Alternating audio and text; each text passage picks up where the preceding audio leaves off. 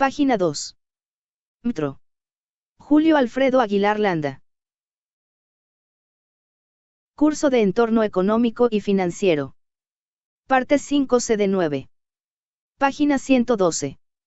Casas de cambio. Son las organizaciones privadas que la Ley General de Organizaciones y Actividades Auxiliares del Crédito faculta como las únicas responsables de la actividad auxiliar del crédito. Sus actividades se definen en el art. 82 de dicha ley de la siguiente forma: que su objeto social sea exclusivamente la realización de compra, venta y cambio de divisas, billetes y piezas metálicas nacionales o extranjeras, que no tengan curso legal en el país de emisión, piezas de plata conocidas como onzas Troy y piezas metálicas conmemorativas acuñadas en forma de moneda, que estén constituidas como sociedades mexicanas con cláusulas de exclusión de extranjeros. Página 113. Subsistema periférico. Arrendadores. Factorajes. Almacenadoras. Uniones de crédito. Subsistema asegurador. La industria aseguradora mexicana es uno de los componentes más estables del sector financiero nacional. Como parte de la cultura de la prevención, su desarrollo ha estado ligado históricamente al crecimiento de la economía, pero también a factores de carácter cultural y educativo. Por medio de las reservas que constituye para hacer frente a los siniestros contra los que ofrece protección, contribuye cada vez en mayor medida al ahorro interno. Página 114. El sano desarrollo de los sectores asegurador y afianzador en México está asociado no solo con distintos fenómenos económicos, sino también con el vínculo que debe establecerse entre la cultura de prevención de riesgos y el adecuado conocimiento de las condiciones en que operan los seguros y las fianzas en el país. Página 115. Transformaciones del sistema financiero.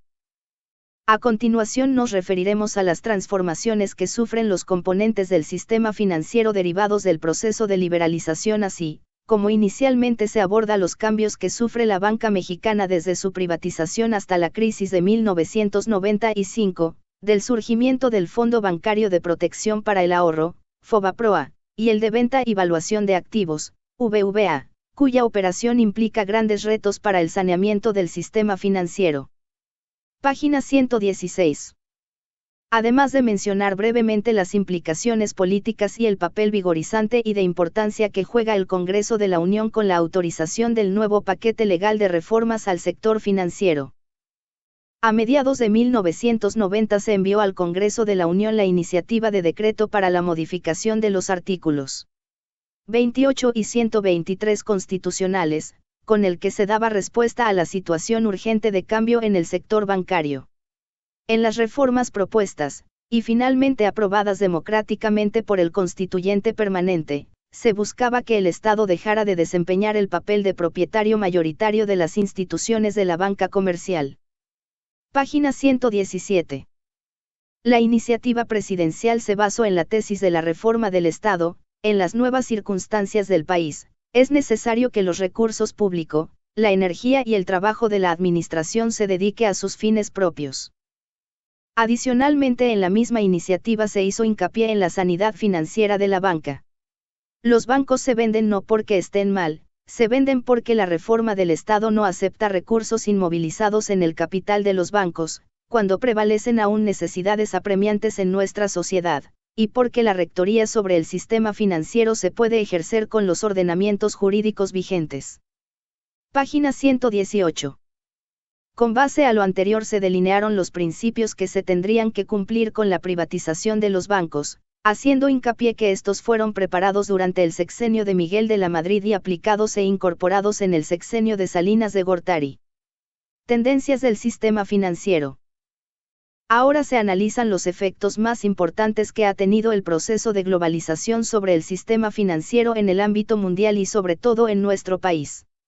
En tal sentido, el proceso ha generado una mayor movilidad de capitales, lo cual colateralmente ha representado una mayor interdependencia entre los mercados, la tendencia a la igualación de las tasas de los activos considerados como sustitutos entre diferentes países y la concordancia de la política económica mundial. Página 119. Por otro lado, se observa una mayor desintermediación de los agentes tradicionales del manejo monetario. Uno de los efectos más importantes del proceso de globalización financiera ha sido la paulatina y cada vez más importante expansión del flujo de capitales a nivel mundial, la cual ha dinamizado no solo la actividad del sistema bancario, sino también la del sistema bursátil.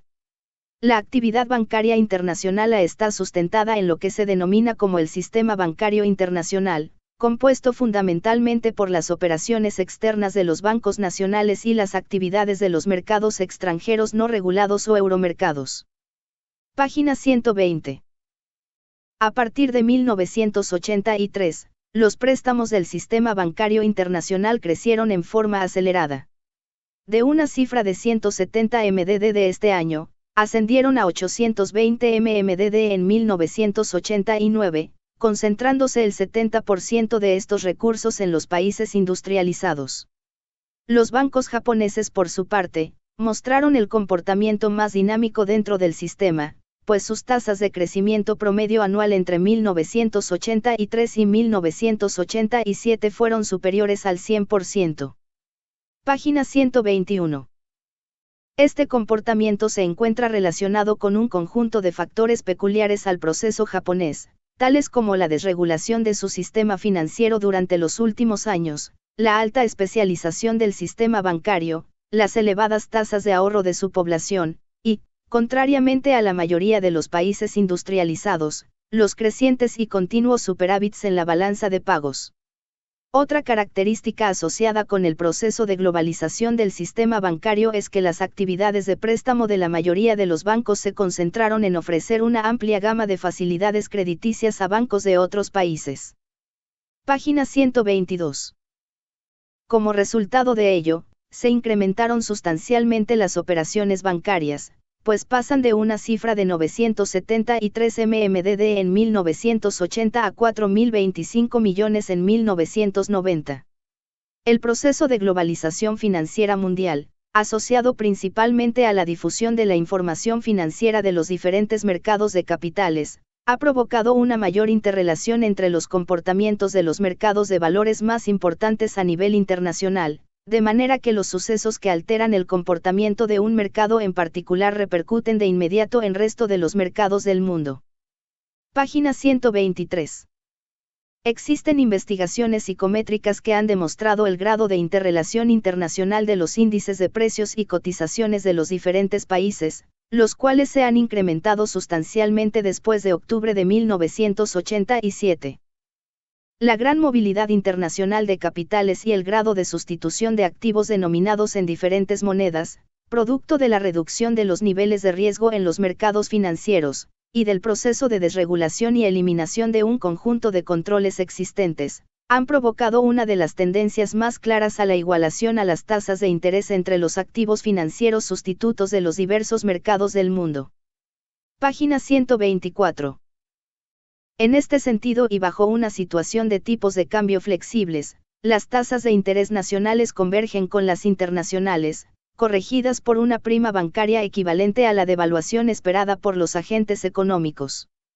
Hay factores estructurales que limitan la posibilidad de aprovechar los beneficios de la globalización financiera y de estos los más importantes y que apremian su atención para efecto de que nuestra economía nacional alcance los niveles de recuperación económica son, el reducido nivel de ahorro interno, las distorsiones provocadas por la crisis de 1994, las desviaciones entre la regulación y las sanas prácticas de la regulación de algunos intermediarios, la escasa cultura bursátil entre inversionistas y emisores y el verdadero combate contra el lavado de dinero.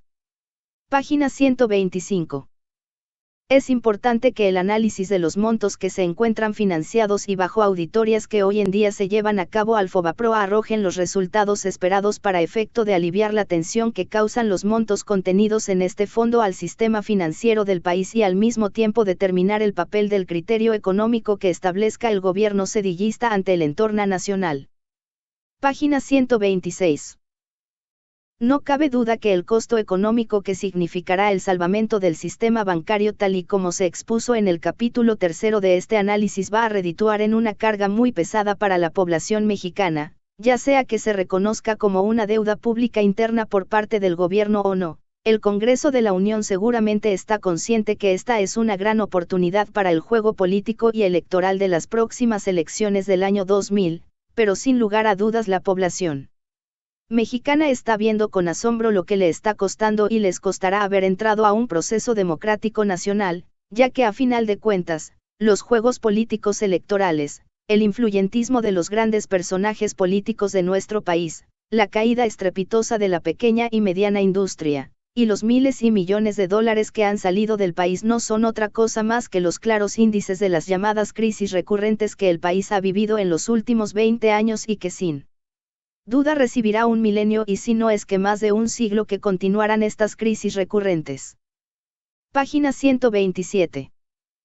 El costo nos queda claro que es no solamente uno, aunque integrado por una multiplicidad de factores económicos, políticos y financieros. Y este costo es el gran costo social que el pueblo mexicano no podrá tolerar más porque ha llegado a su término el esperar como se nos ha prometido y se nos prometió durante estos últimos 20 años el fabuloso desarrollo de una vida social y económica, más justa y equitativa para la población de nuestro país. Todo esto sin duda ha limitado, como se dijo anteriormente, las posibilidades de aprovechar las ventajas de la globalización mundial, ya que si por un lado el grado de desarrollo económico que se crea en el sistema financiero, al igual que en cualquier otro sector industrial, la necesidad de cambios tecnológicos o en su defecto la necesidad de adaptar innovaciones tecnológicas que permitan el desarrollo del mercado financiero a la par con la economía en su conjunto. Página 128.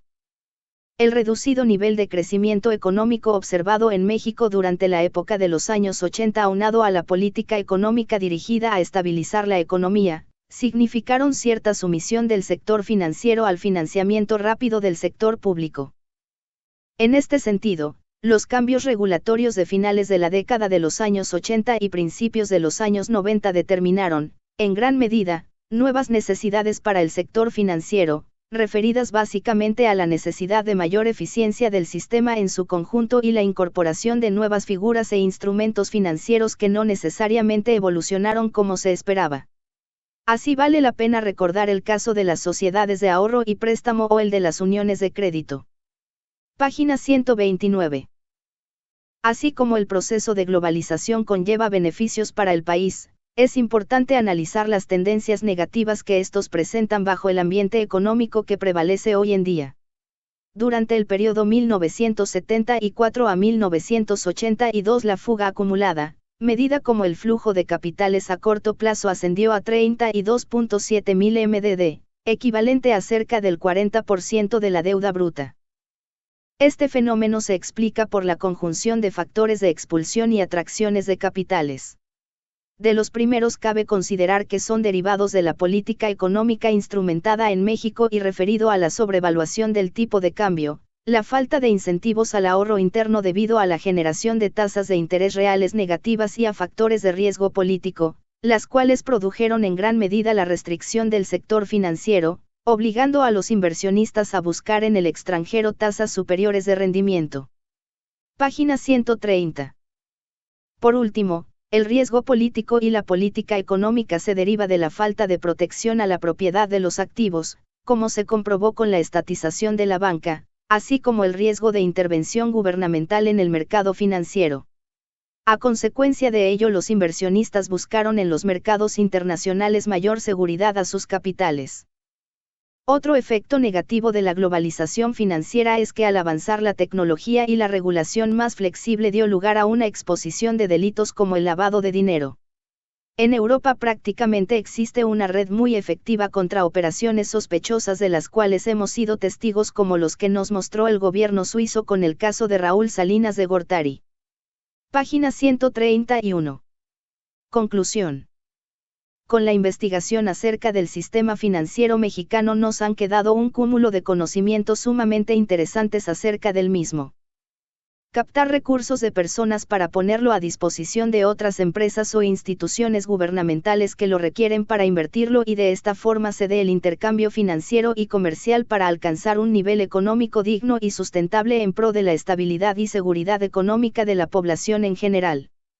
Página 132. Bibliografía. El nuevo sistema financiero mexicano. Autor, Borja Martínez, Francisco Editorial, Fondo de Cultura Económica, comprar. Evolución del sistema financiero mexicano. Autor, Solis Editorial, siglo XXI, comprar. http://www.unamosapuntes.com/. Página 133. Introducción. Para entender los acelerados cambios del sistema bancario mexicano es preciso contextualizar el porqué de muchas de las acciones de política económica instrumentada durante los últimos años. Asimismo, es necesario hacer referencia a las estrategias adoptadas en el pasado, así como sus consecuencias en el desarrollo económico, el empleo, la producción y en general sobre la capacidad de nuestro aparato productivo para generar riqueza y distribuirla entre la población. Página 134. En el transcurso de los últimos 56 años, no obstante que se han presentado periodos de crisis, nuestra economía se ha modernizado, logrando ubicarse en la posición número 10 por la importancia del tamaño de su producción y en la posición número 22 por su competitividad. Cambió en buena medida su carácter especialmente rural por otro urbano y moderno, y hace poco más de una década adoptó el nuevo modelo de desarrollo radicalmente diferente al que había prevalecido entre 1940 y 1970. Página 135.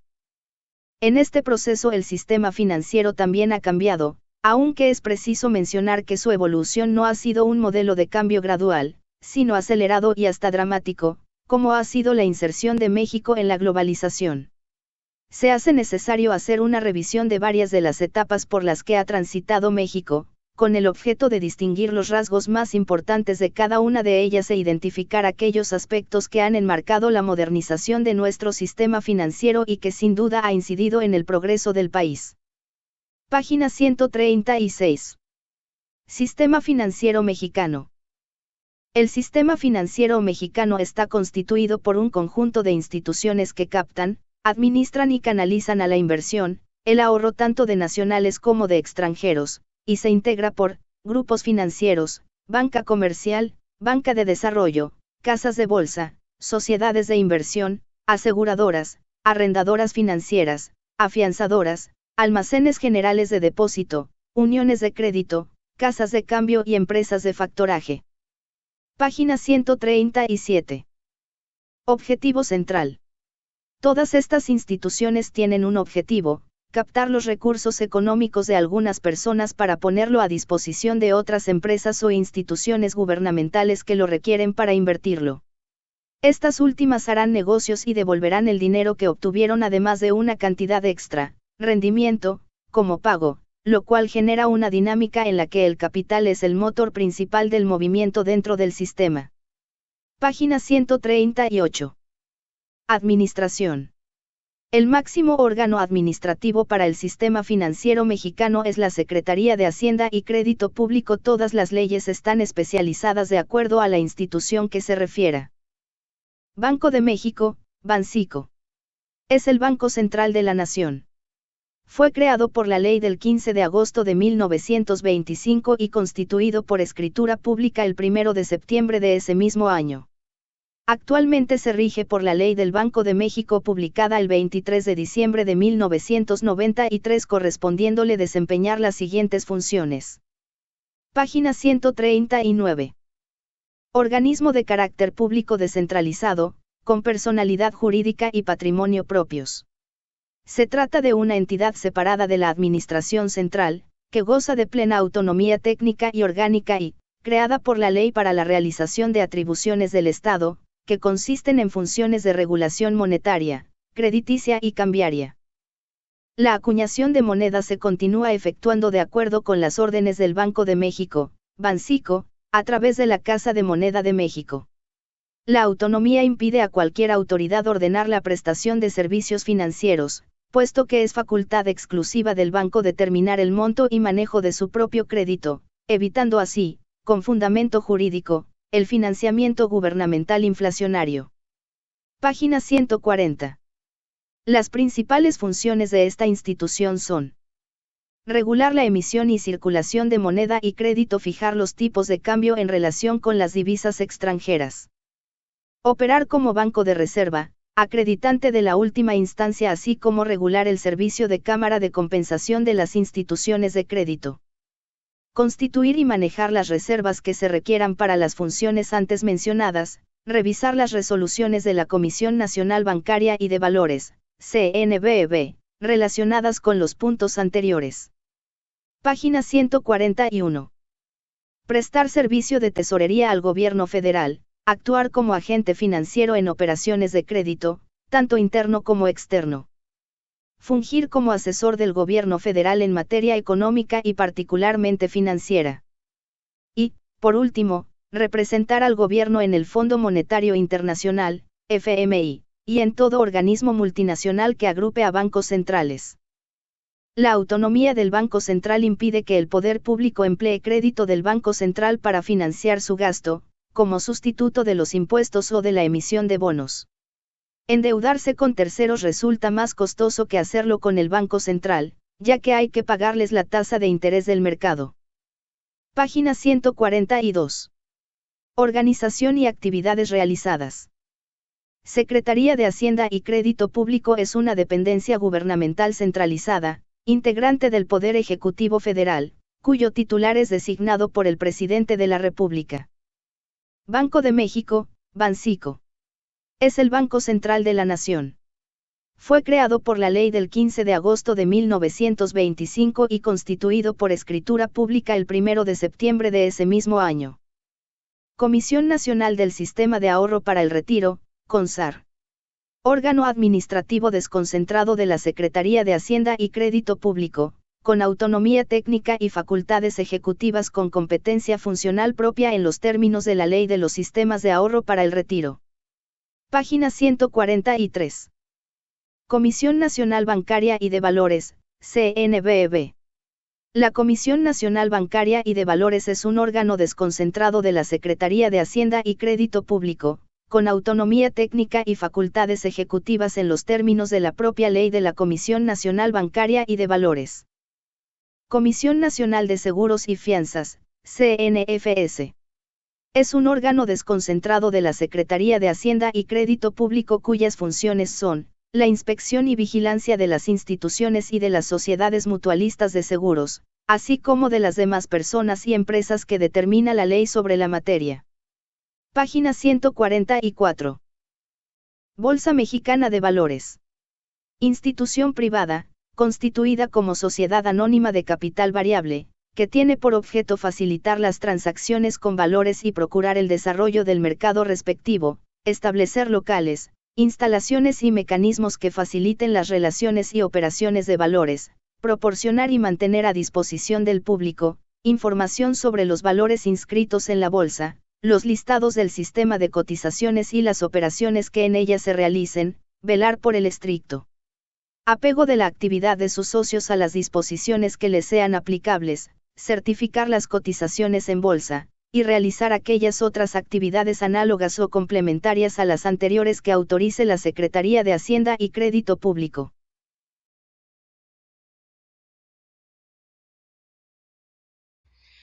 Página 145. Autoridades reguladoras en el sistema financiero mexicano. Entonces tenemos hasta arriba la Secretaría de Hacienda y Crédito Público, el Banco de México, la Comisión Nacional para la Defensa de los Usuarios de Servicios Financieros y el Instituto de Protección al Ahorro Bancario. Y de ellos dependen organismos descentralizados. De la Subsecretaría de Hacienda y Crédito Público depende la Dirección de Banca y Ahorro, la Dirección de Banca y Desarrollo, la Dirección de Seguros y Valores. Y abajo tenemos organismos desconcentrados de la Secretaría de Hacienda y Crédito Público, entre los cuales están la Comisión Nacional Bancaria y de Valores, la Comisión Nacional de Seguros y Fianzas y la Comisión Nacional de Sistema de Ahorro para el Retiro. Aquí tenemos un cuadro donde podemos ver instituciones financieras. Entonces tenemos 4 grupos que son grupos financieros, instituciones de crédito, mercado de valores y otros intermediarios financieros. Entre los grupos de financieros tenemos 28 compañías tenedoras. Esto, bueno, en referencia al año aproximadamente 2000-2006. Instituciones de crédito, tenemos 50 bancos comerciales, uno de los cuales 18 son filiales, 7 bancos de desarrollo y 4 de fomento. En el mercado de valores tenemos la bolsa de valores, 24 casas de bolsa, 318 sociedades de inversión, 13 sociedades de inversión especializada en fondos para el retiro. Y en otros intermediarios financieros tenemos 61 compañías de seguros, 26 almacenes de depósito, 37 arrendadoras financieras, 12 sociedades de ahorro préstamo, 23 sociedades de objeto limitado, 166 unidades de crédito, 21 compañías de finanzas, 30 casas de cambio, 27 empresas de factoraje y 2 buros de crédito. Página 147. Aquí tenemos un cuadro de notas, en donde nos dice que de los cuales 3 están intervenidos por la Comisión Nacional Bancaria y de Valores, la nota 2, de las cuales 2 están intervenidos por la Comisión Nacional Bancaria y de Valores, nota 3, de las cuales 1 está intervenido por la Comisión Nacional Bancaria y de Valores, nota 4, de los cuales 2 están intervenidos por la Comisión Nacional Bancaria y de Valores, nota 5, de las cuales 3 están intervenidos por la Comisión Nacional Bancaria y de Valores, nota 6, de las cuales 1 está intervenido por la Comisión Nacional Bancaria y de Valores, nota 7, de las cuales 7 están intervenidos por la Comisión Nacional Bancaria y de Valores. Es decir, que la Comisión Nacional Bancaria y de Valores tiene atribuciones de intervención a muchos de estos organismos.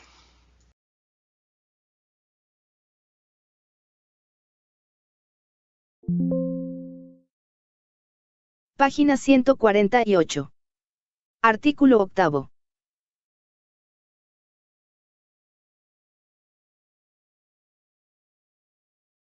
Página 148. Artículo 8. Constitucional. Los funcionarios y empleados públicos respetarán el ejercicio del derecho de petición, siempre que ésta se formule por escrito, de manera pacífica y respetuosa, pero en materia política solo podrán hacer uso de ese derecho los ciudadanos de la República. Comentario del artículo 8. Constitucional. Considero que esta garantía en materia política y económica ha sido coactada, durante mucho tiempo principalmente en el periodo priista de la historia de nuestro país. Página 149. Sin embargo, en los últimos tiempos con la creación de organismos como el IFAI, se ha estimulado la transparencia en la gestión pública. No obstante, persisten temas que son sistemáticamente ocultados por el gobierno para no darlos a conocer, por lo menos en un momento que no les sea conveniente. Fuentes de información. Constitución política vigente de los Estados Unidos mexicanos. http://www.ilustrados.com/ publicaciones /PISUYAFKIFSESJ.php. Página 150. Samuelsen, Pola y otros Macroeconomía con aplicaciones a México, editorial MC Groil. México. El nuevo sistema financiero mexicano. Autor, Borja Martínez, Francisco Editorial, Fondo de Cultura Económica. Evolución del sistema financiero mexicano. Autor, Solis Editorial, siglo XXI.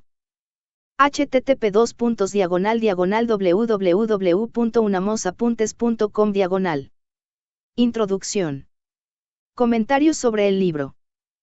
Considero que los autores tratan temas muy interesantes y bien documentados al respecto de la evolución política y económica del país desde la época del maximato hasta los comienzos del modelo neoliberal, abarcando todo el modelo de sustitución de importaciones. Página 151. Desarrollo. Capítulo 1. Estado y desarrollo económico en México, una visión de conjunto. En este capítulo los autores muestran una visión global relativa a los diferentes periodos que se desglosan a lo largo del libro. Se hace énfasis en la intervención estatal en el desarrollo económico del Estado mexicano. Se proponen destacar los siguientes elementos. La relación entre el proceso de desarrollo y el papel del gasto. Página 152. El análisis del comportamiento de variables económicas. Las tendencias en el largo plazo de la relación entre el Estado y la economía. Comentan que para los años 20 eran orientados fundamentalmente hacia la administración y la docencia, por lo tanto las secretarías con mayor participación en el gasto eran de la Defensa Nacional, Comunicaciones, Hacienda, Educación Pública, Agricultura. Página 153. Relaciones exteriores. Mientras que para fines del periodo analizado, comienzo del modelo neoliberal, las secretarías con mayor gasto fueron Hacienda, Educación Pública, Patrimonio y Fomento Industrial, Agricultura, Comunicaciones y Comercio. Este hecho confirma el creciente predominio de las funciones directamente económicas dentro de la intervención del Estado. Página 154. También se comenta al respecto de la influencia del porfiriato en la economía posrevolucionaria. En este periodo se dio crecimiento desigual en los diversos sectores de la economía. El sector agropecuario. Se instauró una agricultura latifundista orientada al mercado. El sector minero y petrolero. El sector minero y petrolero fueron estimulados a partir de 1880 por la inversión extranjera. En el sector manufacturero. Se inició la expansión de la industria de transformación, incorporando métodos de producción más mecanizados que incluyeron el uso de la electricidad. Página 155. En el sector terciario. Se fueron aboliendo las barreras comerciales y surgió un sistema financiero más moderno. La paz porfiriana contribuyó en gran manera a la consolidación de la economía porfirista. Capítulo 2. Estado y desarrollo económico. La etapa de la construcción y modernización institucionales en el periodo 1920, 1934. Este periodo representó la fase en la cual el sistema económico quedó reconstruido hacia un acelerado dinamismo. Página 156. Se dio una fuerte inestabilidad económica, sin embargo, se observó un proceso de recuperación tendencial de los principales indicadores macroeconómicos. En este periodo pueden distinguirse dos grandes fases de depresión y reordenamiento interno. Con respecto al gasto se dirigió principalmente a las áreas de administración y defensa, no obstante, se fortalecieron los rubros de beneficio social y fomento económico. Página 157. Capítulo 3. Estado y desarrollo. Las reformas estructurales en el periodo 1934 a 1940. Se amplió marcadamente la base de sustentación del régimen, obreros y campesinos son involucrados en la política a través de sus organizaciones en masas. El ejército pierde influencia en la política y se consolida el presidencialismo. En el plan sexenal se reconoció la necesidad de impulsar la reforma agraria, la construcción de infraestructura.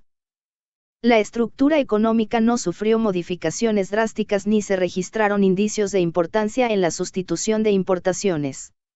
Las políticas de fomento a la industrialización, reforma agraria, apoyo obrero, etc.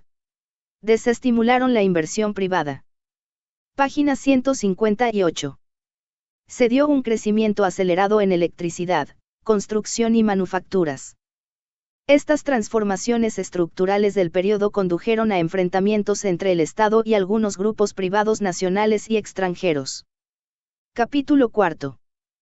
Estado y desarrollo. Modernización, industrialización y economía mixta en el periodo 1940 a 1954.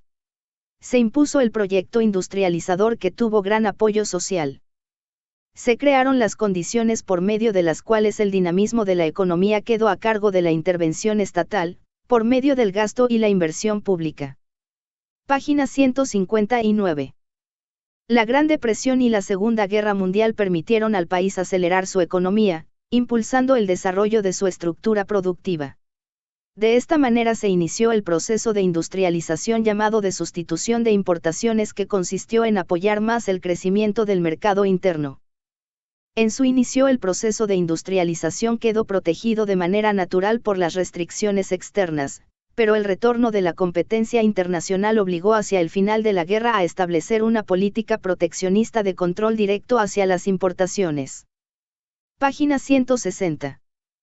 Hacia los primeros años de la década de los 50, la economía entra en un periodo de recesión e inestabilidad macrofinanciera. Capítulo 5. Estado y desarrollo. Crecimiento y estabilidad en el periodo 1954-1970. En esta década el Estado solo emprendió inversiones en ramas productivas básicas y continuó la construcción de la infraestructura básica. El gasto público acompañó el crecimiento de los factores más dinámicos y simultáneamente cubrió áreas que habían quedado rezagadas en el pasado y algunos aspectos de beneficio social. Página 161.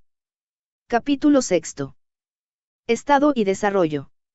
Límites y contradicciones del intervencionismo estatal en el periodo 1970-1982. Los desequilibrios fiscal y externo se tradujeron en obstáculos a la acción del Estado para dinamizar el crecimiento. El comportamiento de los principales componentes económicos de crecimiento fue: el proceso de sustitución de importaciones para este periodo había terminado, pues autolimitaba el crecimiento en el sector industrial y las oportunidades de desarrollo. Página 162. La estructura de las fuentes de financiamiento del déficit industrial externo se modificó sustancialmente entre 1960 y 1975, con creciente importancia del endeudamiento externo. La crisis del sector agrícola se agudizó en la primera parte de los 70. Conclusión. Es un trabajo de investigación bien hecho y documentado, apoyado por el entonces presidente Miguel de la Madrid Hurtado. Y financiado por el CONACYT, contribuyendo de manera importante la ayuda prestada por la UNAM para apoyar el trabajo de investigación de los autores. Página 163. Estos autores hacen un análisis objetivo de ciertos aspectos, sin embargo, me parece que se centran más en aspectos negativos, tal vez quizás influenciados por sus patrocinadores, entre ellos el presidente del gobierno federal encabezado por el presidente Miguel de la Madrid, quien fue el primer representante del comienzo del modelo neoliberal moderno que ha durado hasta nuestros días, marzo de 1976.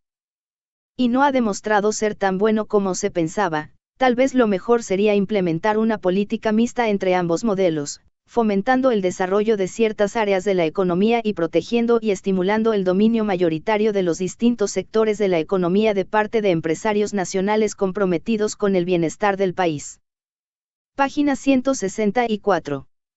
Bibliografía. Estado y desarrollo, la formación de la economía mixta mexicana, 1920 a 1982. Ayala Espino José y otros. Fondo de Cultura Económica. México 1988. 482 pp. Página V. Contenido página. Subsistema periférico, 113. Tendencias del SFM, 118. Conclusión, 131. Bibliografía, 132. Sistema financiero mexicano, 136. Artículo 8 constitucional, 148. Capítulo 1 Estado y Desarrollo Económico. En México, 151. Capítulo 2. Etapa de construcción, 155. Capítulo 3. Reformas estructurales, 157. Capítulo 4. Periodo de 1940 a 1954, 158. Capítulo 5 Periodo de 1954 a 1960, 160. Capítulo 6. Periodo de 1970 a 1982, 161. Conclusión, 162. Bibliografía, 164.